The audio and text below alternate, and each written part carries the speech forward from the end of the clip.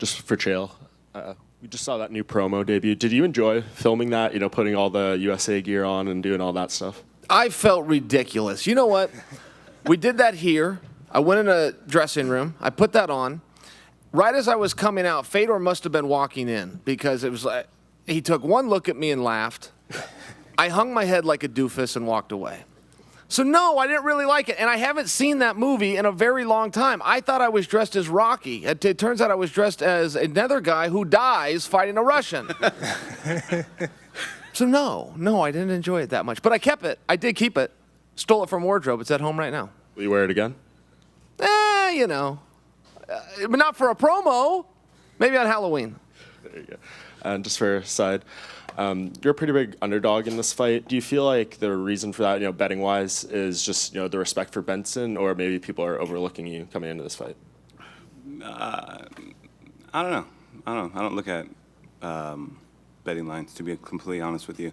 I think if I go back to a lot of my fights that I was the underdog, I think I won those fights. So I don't look at underdogs or rankings.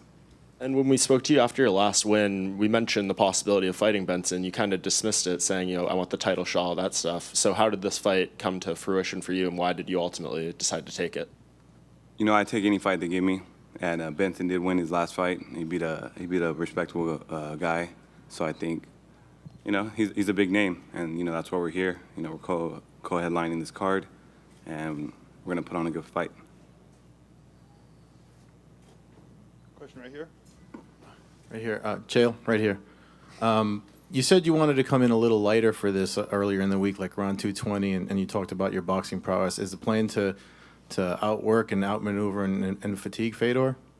Yeah, I think that's right. I mean, my plan's the same every single time. I've been at this sport for a long time, and I love to develop new skills. I love to learn. I think I am still developing and learning. But when I get in there, I go to plan A every time. The second they say fight, I'm going to come across that ring and get in a fight with Fedor. I am going to threaten and dare him the entire time to get him to swing that right hand. And the second he does, I'm going to come underneath him, put him on his ass against the fence, and beat a hole into his face for 15 minutes or until he gives up.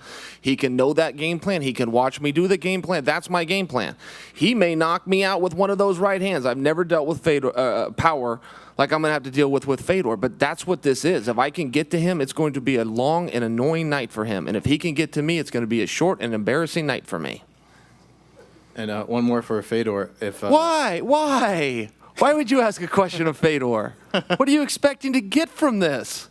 You could take the J train downtown, just ask your question to the Brooklyn Bridge. And architecturally, it would be more stimulating than you're going to get from Fedor. Have you seen him with his shirt off? Yeah. Rethink that. Ask me another question. You talked about his power, Chael, and how you're concerned with it. Is that the other reason you want to be light, so you can avoid that right hand? Yeah, I don't want to get hit with that thing. I watched so many people be a highlight reel, and I've seen about everything out there in my career, better or worse, training situations. I have never seen power like this. I couldn't believe some of the stuff I was seeing. He was throwing punches and coming off of his feet. He was doing that on ground and pound. He was hitting guys, and his knees were coming up off the ground. I can't even duplicate it. I don't know how the human body does it. I mean that as a big compliment. But, yeah, that's on my mind. He's got some power. And the question I had for Fedor, the promo that you just saw, how did you react to it when you first saw it? What was your feelings about it? Федор, ролик, который вы видели, вам понравился? И какие ваши впечатления по поводу этого ролика? Я еще не видел ролик. I haven't watched it yet. I haven't seen it yet. Well, I did warn you. In fairness. Question, first of all, for European housekeeping for Scott Coker. Scott, you mentioned Manchester, Birmingham, London, and Newcastle, and two European continental destinations, Spain and Holland. You didn't mention Dublin earlier on. Is that on the cards for next year as well? Yes, Dublin and Belfast. And can you just clarify, did you also say that British viewers will be able to see the 22 events over this side of the... Yes, that's what we're working on right now, and that's the goal for us to have all 32 events being broadcast live in the UK and in Ireland. Thank you, Scott. Chael Sonnen. Chael, you had 2 fights with Anderson Silva. You had a fight with John Jones, and we can fairly say you're now having a contest with another modern great. There are 3 modern greats in the sport of MMA. Do you have to get the win for the legacy, or will you be remembered as the man that lost to these 3 greats? Yeah, I mean, I tell you what, I want to beat him bad. He's the biggest problem that I have right now, and you know, when that problem goes away, I got one of those doofuses from the Mohegan Sun to deal with, and when that problem's over, I gotta try to stop my wife from spending all the money. So I mean, I got a lot of problems, Gareth, but I tell you, legacy's always bothered me. I despise that word. I don't like when people talk about it. It makes me think of the guys when I was in high school that had graduated, but they come back to the football games wearing their Letterman's jackets. I don't know about those things. This is a sport. Kids play sports. And if you are lucky enough and fortunate enough to get to do it as an adult, I enjoy those moments, but I do plan to move on when this sport's done. I don't need to wear that Letterman's jacket back to the football game. And a question for Fedor. How about a question for you? I see you have a tie, but you're not really wearing the tie. What was the point of the tie? Oh, it's a scarf. Oh, well then let's carry on. Thank you, Chael.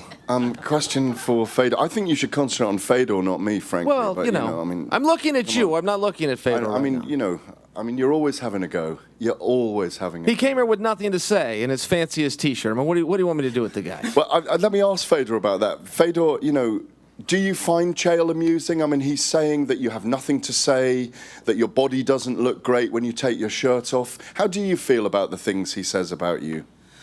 Федор, как вы относитесь к тому, что говорит Чел, вот когда он говорит, что ваше тело выглядит не так прям хорошо, если вы рубашку снимете, или насколько вы считаете, он такой вот развлекательный, говорит, что не спрашивать вас, потому что вы все равно ничего не ответите. Как вы относитесь к тому, что он говорит? Нет, ну я согласен, что мое тело не бодибилдера. Well, I can tell you, I agree that my body is not the bodybuilder's body. Поэтому здесь он прав, конечно, но в ринге, в кейдже измеряется все немножко другими размерами и понятиями. That's why certainly in this very case he is right, but in the cage there are different measurements. Вообще нужно, конечно, уметь ну, на этом закончим. Okay, we'll finish with that. Федор. Да. Здравствуйте. Что из того, что сказал сейчас Chael Sonnen, вы поняли, насколько вам позволяет ваш уровень английского? И будут ли вам потом переводить, что он говорил про вас сейчас? Fedor, what did you manage to understand from what Chael said, and how big is your level of English? And are you going to be translated the words which Chael said? Я все понимаю. I understand everything. Нет необходимости переводить. There is no necessity for somebody to translate that for me. Well, allow me to then. Everybody wants to know what Fedor is thinking, and I can promise you guys he's up here thinking the same thing you'd be thinking, which is, why in God's name did I get on the wrong side of Chael Sonnen?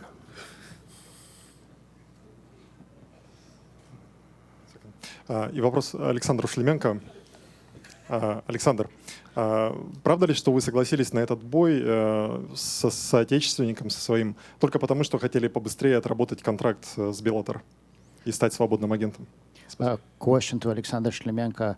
Alexander, is it true that you agreed to fight your fellow countryman, Anatoly Tokov, just in order to finish your contract obligations with Bellator as soon as possible? Спасибо за вопрос. Вообще, если посмотреть на мою карьеру, то за последние 3 года в Беллаторе я подрался ровно 3 раза.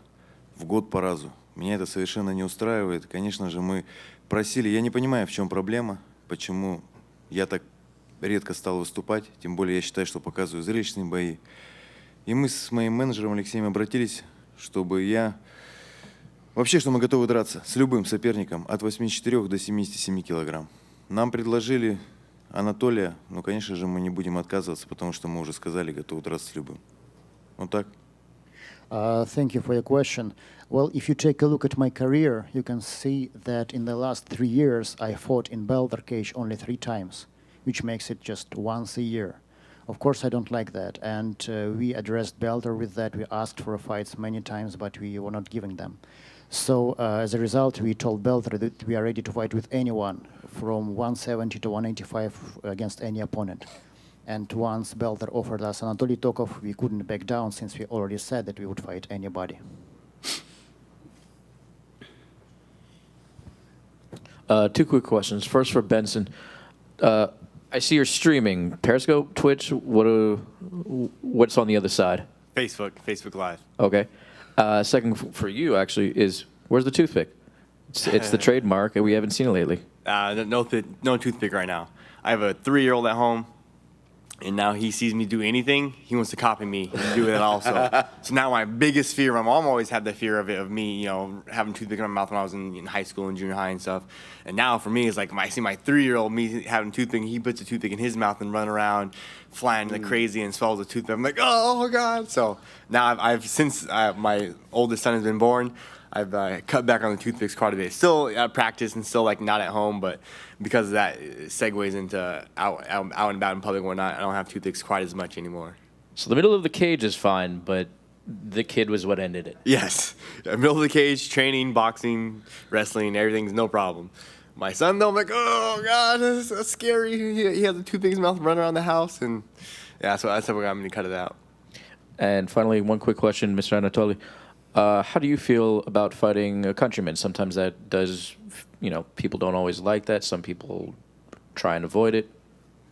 Анатолий, как вы относитесь к тому, что вам приходится встречаться с вашим соотечественником? Иногда люди как бы не очень хорошо к этому относятся. Что вы думаете по этому поводу? Здравствуйте. Честно говоря, я не ожидал, что мне предложат бой с Александром. И никогда не думал, что у меня такой бой будет. Тем более за границей и с соотечественником. Можно сказать, даже с земляком. Вот. Но это спорт, это спорт. Вот так. Thank you very much for your question. First of all, this is the sport. This is the sport. I never thought actually that I would meet, I would have the chance to fight Alexander. More than that I will meet him abroad, not in the country. But what can we do about that? One for Czech Congo. Between your UFC and Bellator career, this is your 31st fight, which I believe is tied with Tito Ortiz for the most ever. How have you been able to keep this longevity, and just how are you feeling going into this fight? So I'm pretty fortunate because I used to be introduced 8 years ago, win-back therapy, TECAR. So it's not familiar here in America, but that's the way I used to promote that therapy, and that's a good way to work on the recovery and injuries. So, and since I used to be introduced to that, even my preparation, my performance used to increase. So that's good, just the way to stay healthy and be treated with non-invasive products. So for sure, stay out of drugs and stuff like this. So I'm pretty fortunate. And for Scott, just to confirm, if something crazy happens with Fedor and Chael, is Czech the backup plan to get into this tournament? We have hold on. No, we have actually. Czech says yes, but it's the possibility of Czech fighting. If he wins against Roy Nelson, is probably the direction that we'll go. Okay, so if they both win, that's the most likely scenario. Yeah, because that's I think that we have talked to Roy about that already, and he's kind of the number one slot. Czech wins, and then if there's like a hiccup there, then we should probably have those two alternates fight, and then the winner can fight in the finals. How do you feel about that Czech? Is Roy Nelson someone you'd like to fight? Oh, for sure. The thing is, it's always good to meet an old mate and get some revenge, especially when you were not on top of your shape during the fight. So, but at some point, I'm just a little bit, what I should say. Yeah, I'm not happy with this situation. Yeah, just the fact to make the line again, to get the opportunity to fight, but that's what it is. Right? Because if you win this fight, it'll be 7 in a row, right? And that's the longest winning streak in this weight class. Sorry, say that again? If you win this fight, you'll have won 7 in a row. Do you feel like you've, maybe earned to fight the winner of the tournament? The thing is, as I used to say, I have nothing to prove. Win or lose, I just do my best. So in those circumstances, the goal is to win. So I didn't count, win or lose. I just here to win. So for me, it's a big competition, and it's not fancy. I didn't do that sport to be famous or, So the game is a game, and let's do it. So my next opponent is next to me. So it was pleasant to meet him, a few minutes ago. So, and I wish him the best, but I'm not here to play. And for Tim Johnson, we're all talking about Czech here, but do you feel you come in, win this debut fight in impressive fashion, you can kind of take that spot? Yeah, I haven't really thought too much about that. This is especially being my debut. You beat Czech, you're gonna definitely put yourself somewhere. Like you said, he's won 6 in a row, and that's tough. Anyone who fights in heavyweight division knows that's going to be a tough thing to do, no matter where you're at. Pull out a win. I'd like to think that at least put me in the conversation. Yeah, and you left the UFC on a win. Why did you feel Bellator was the right fit for you? I just like how everything's going here. Viewership, and they're nipping at UFC's tail. Yeah, and just for Benson, I know you've talked about, maybe doing some military work in your future or all that stuff. They just announced the Salute to the Troops card in December. Is that something you'd be interested in fighting on after this fight? Oh, yeah, I'm always game. I'm always game to get back in the cage right away. I have a short time left, so I want to get as many fights as I can in the little bit of time that I have left. And fighting in front of the troops, it's always good times right there. Them boys get rowdy. A little bit of time, as fresh as I am after the fight, a lot of times I have a jiu-jitsu tournament or another competition after my fight. I think I have another jiu-jitsu tournament 2 weeks after this fight, something like that, or wrestling tournament. But as soon as I'm ready to go, next weekend, the weekend after that, I'm down to have some fun. My question to Scott Coker. Scott, is it true that Vitaly Minakov will fight against the Grand Prix winner? As you guys know, we've signed Vitaly back to Bellator after, I think, about a 2-year layoff. His name is definitely in the mix. Is it guaranteed? It's not guaranteed, but he will be, getting active beginning of next year. Thank you. A question for Andy back here. Andy, it's been a very long road for you, and it seems like you've never had a chance to fight on the biggest stage possible. You were on The Ultimate Fighter, you got close. Do you feel like this is very long overdue and perhaps your last chance to prove to everyone that you do belong here? Hey, Ariel. How are you? Hi, Andy. Yeah, it's nice to be talking to you. It's been a frustrating journey in a number of ways. It's been very fulfilling in a lot of ways, but I've had, a slew of injuries over the years that have kept me from being able to kind of reach potential at varying times throughout my career. So, to come back off of the layoff that I had, get the win, and then immediately be able to step up into the Bellator of today, which I think is, a completely different animal than even when I was kind of on my best tear. Being able to step into a show, with Fedor and Chael and, the biggest show of the year. Yeah, it's my opportunity to show I'm still here. And to be honest, even throughout that, I'm still only 29 years old. So I got time, I got time and time to prove what I have and what I can do. So that's what I plan to do. And a question for Scott.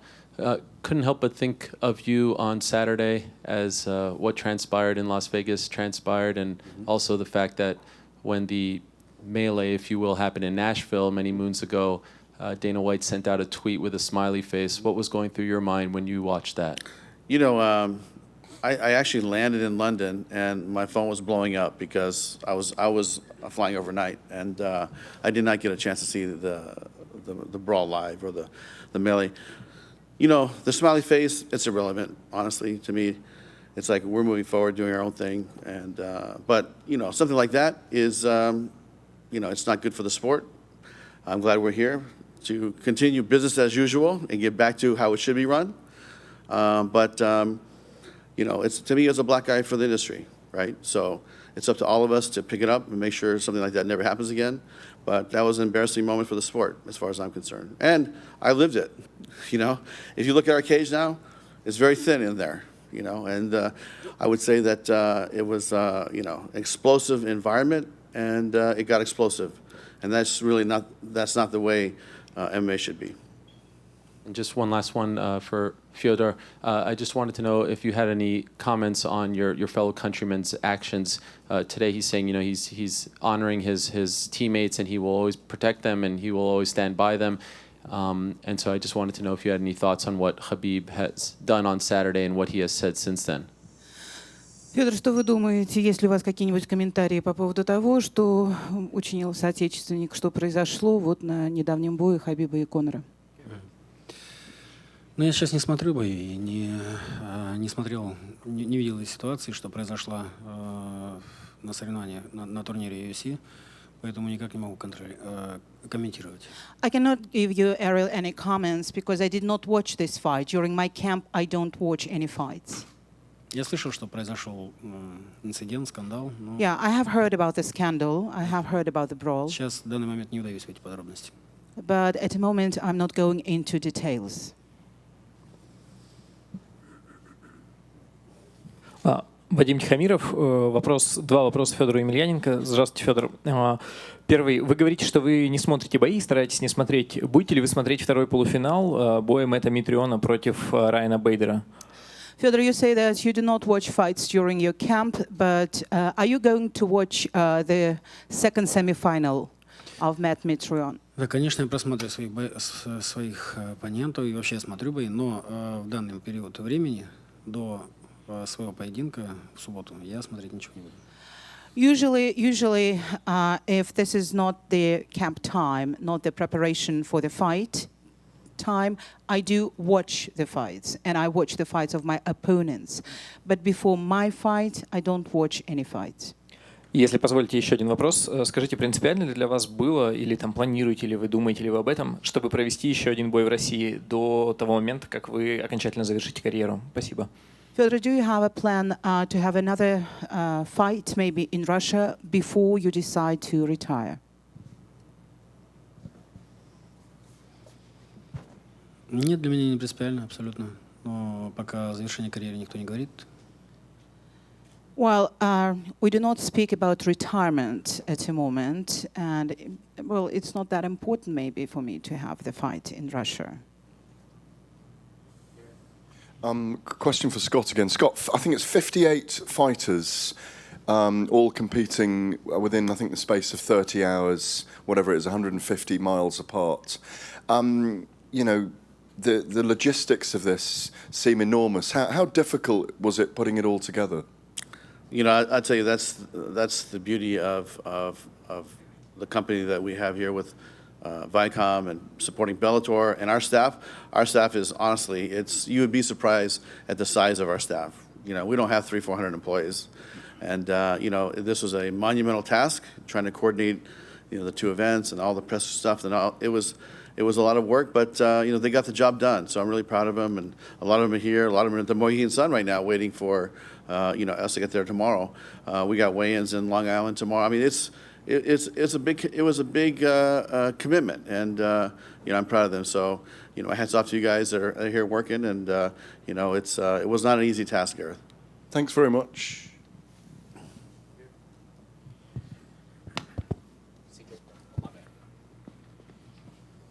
This question's for Benson. We've seen the success of the heavyweight Grand Prix so far. You've dabbled at welterweight before. Was the welterweight Grand Prix ever something you were interested in? For sure. I would love to get on that. I was never brought to me. I was never brought it up. My name was never brought up. No one from Bellator ever contacted me for the welterweight tournament. But if someone gets hurt, you need someone to step up and make weight on 6 hours' notice, 1 day's notice. I'm your man. So I would love to do that. Yeah. Given your history, in jiu-jitsu tournaments and whatnot, does that style suit you a little better, you think? I think I do pretty well. Minus my man Andre, who whooped my butt for 25 straight minutes. I think I would do pretty well at 70. being a little bit faster, a little bit quicker, a little bit more agile than some of those bigger guys.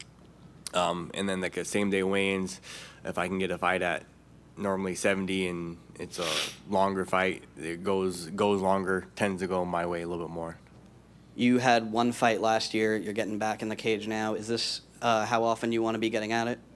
No, I want to get at it 5-6 times a year. I'm feisty like that. I like staying busy, staying active. A fight every other month, I'm down with that. Let's do it. My body's holding up while I can. I'm going to ride till the wheels fall off. Just one for Henry Corrales back in the back. You had that rough patch where you lost 3 in a row, but you managed to turn a corner and really coming on now when you're past 3. What's changed for you in that span, or was it just a product of fighting some of the best guys in this weight class? Yeah, that too. But the biggest change was I moved camps. I was in Southern California, kind of floating around gym to gym, and me and my head coach from All in MMA, Eddie Cha, we made the move to the lab. And that's 3 straight since I've been there with my brother, Benson Henderson, and all that team over there. There's just a bunch of studs there.